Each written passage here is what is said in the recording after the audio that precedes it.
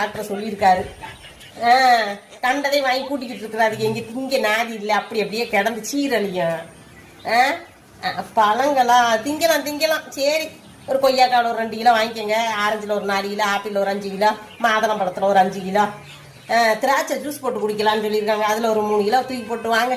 அப்புறம் மாப்பிள்ளை இதெல்லாம் திங்க மாட்டாரு, அவங்க குடும்பத்தில் பழம் இருக்கையே பார்த்துருக்க மாட்டாங்க. அதனால அவங்களுக்கு ப்ரெட்டு ரஸ்க்கு அந்த வரிக்கி இதுகளை வாங்கிட்டு வாங்க. ஆமா, ஒரு 20 ரூபாய்க்கு அள்ளிக்கிட்டு வாங்க போதும். சரிங்க சித்தி, சரி பார்த்து வரீங்களா? வாங்க வாங்க. இங்கே நான் அவங்களுக்கு வாய்க்கு ருச்சியை சமைச்சு கொடுக்க முடியாத அளவுக்கு இருக்கிறேன், கையை கூட தூக்க முடியல.